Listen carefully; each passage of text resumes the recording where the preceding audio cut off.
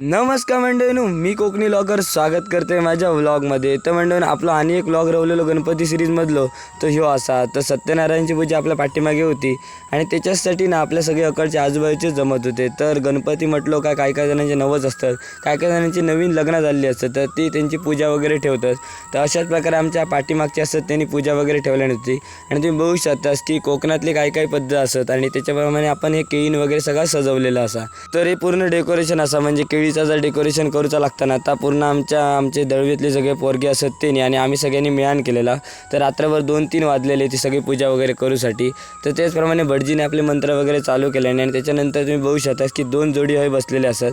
तर बाबू काका आणि संगीता काकी तर असतात, त्याच्याबरोबर आपलं नवीन जोडपं म्हणजे नवीन लग्न झालेला अमू काका आणि भाग्यश्री काकी असे जर 2 जण बसलेले.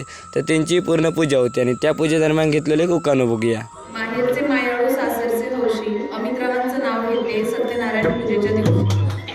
तर अशा प्रकारे नवीन जोडप्यातलं शॉर्ट बट स्वीट असो एक उकानो घेतले आणि त्याच्यानंतर आरतीचे टाईम झालं. तर भटजीने सुंदर अशी कर्पूर गौर अशी आरती घेतली आणि सत्यनारायणची सुद्धा आरती घेतली आणि त्याच आरतीक आमची पूर्ण वाडी तुमका हजर असलेली दिसतात. तर सगळेच जण टाळ आणि मृदुंगाच्या गजरेत अशी मस्तपैकी आरती वगैरे झाली आणि आरती वगैरे झाल्यानंतर आता ही संध्याकाळची पूजा असल्यामुळे आपल्याकडे माणसाचा येणं जाणं चालूच होता. तर अशा प्रकारे सुंदर पूजा तर झाली आणि कोकणात एक पद्धत असा की पूर्ण त्या दिवशी भजना वगैरे असतात.